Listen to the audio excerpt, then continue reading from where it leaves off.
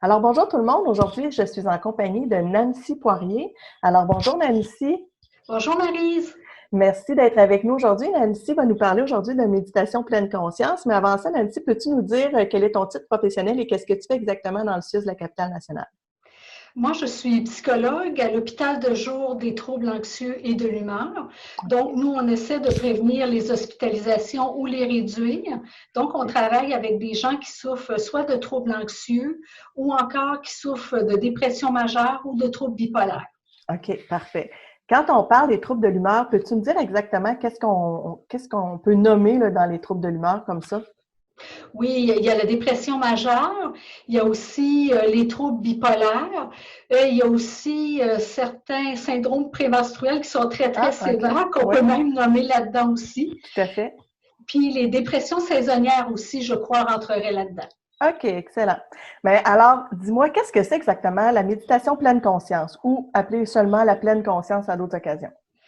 La pleine conscience, c'est une façon qui est différente de porter attention à ce qui se passe en nous. On va regarder ce qui se passe plus dans le moment présent, avec une attitude de curiosité, de bienveillance, aussi de non-jugement autant que possible, ou du moins de retarder les jugements. On OK. essaie de s'attarder à ce qui est là. On peut parler de pensées qu'on peut avoir, des émotions, des sensations corporelles qu'on peut avoir. C'est apprendre à les détecter, à les ressentir pleinement et à leur permettre d'être là aussi. OK.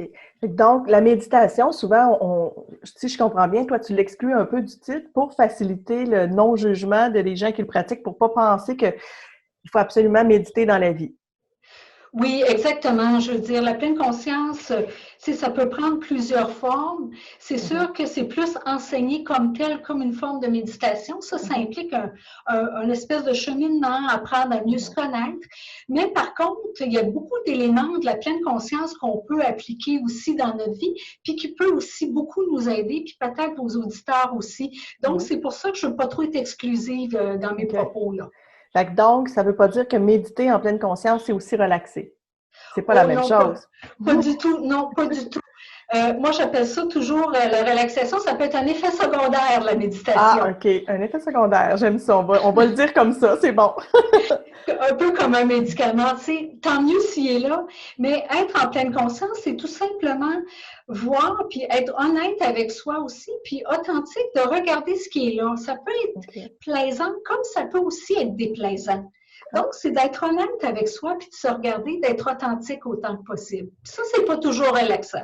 Non, effectivement. Fait que, tu sais, l'effet de bien-être, il vient pas nécessairement du fait que c'est agréable, mais peut arriver, j'imagine, du fait qu'on reconnaît certaines émotions qui nous habitent. Puis ça apporte un bienfait parce qu'on peut mettre un nom sur ce qu'on ressent. Oui, on peut mettre un nom, puis ça peut nous donner aussi, moi, ce que j'appelle d'avoir de la mèche aussi sur nos expériences, de prendre un recul, puis être moins impulsif, puis mieux adresser aussi nos émotions en dedans, comment les exprimer. OK. Fait que c'est un peu ça, entre autres, la pleine conscience, là. Fait que donc, dans le plan de traitement que vous utilisez, c'est une des choses, c'est pas la seule chose.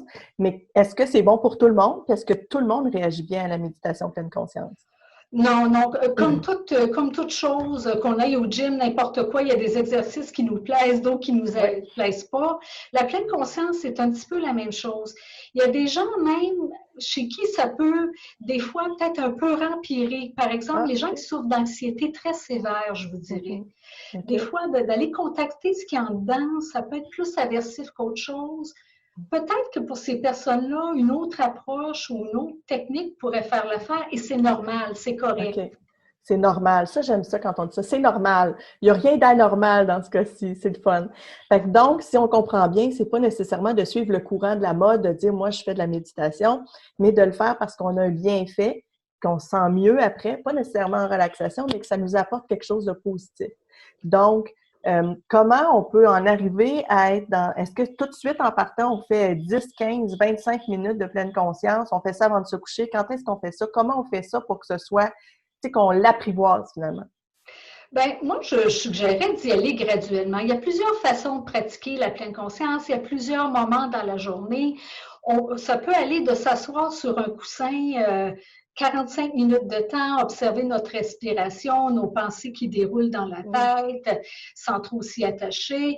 Ça peut aller même encore plus simplement pour les auditeurs qui nous écoutent, avec des activités de la vie de tous les jours. Okay.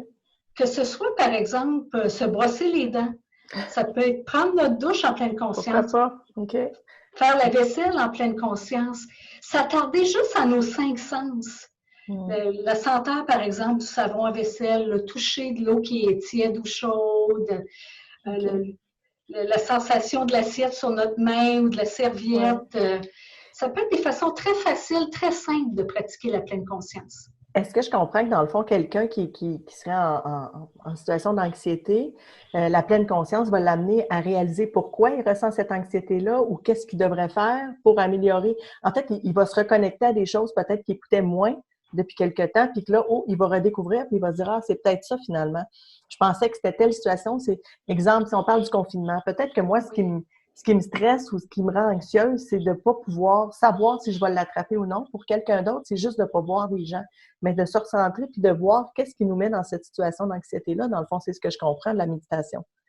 Oui, parce que dans un premier temps, ça nous permet tout simplement de ralentir. Ce qu'on ne se permet pas beaucoup dans notre vie de tous les jours en général, puis des fois aussi dans le confinement. Souvent aussi, comme tu dis, on peut être dans notre tête avec plusieurs angoisses, plusieurs anxiétés.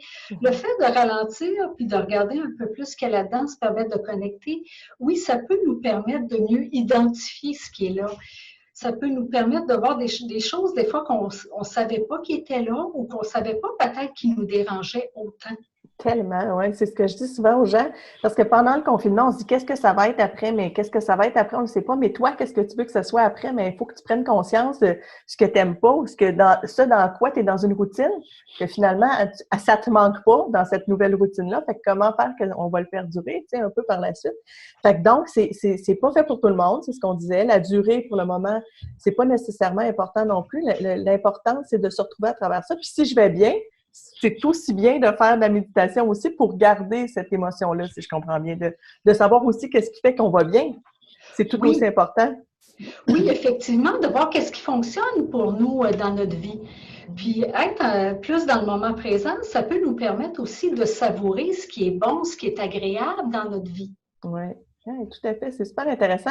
Dis-moi, pour terminer, peut-être, est-ce que tu as 3 ou 4, 2 ou 3 ou 4, peu importe le nombre de suggestions de livres ou d'applications peut-être qu'on peut utiliser là, pour faciliter la pleine conscience, puis pour comprendre un peu mieux c'est quoi aussi, pour voir si c'est fait pour nous, pour voir si on embarque là-dedans ou pas, ou si on l'essaie du moins.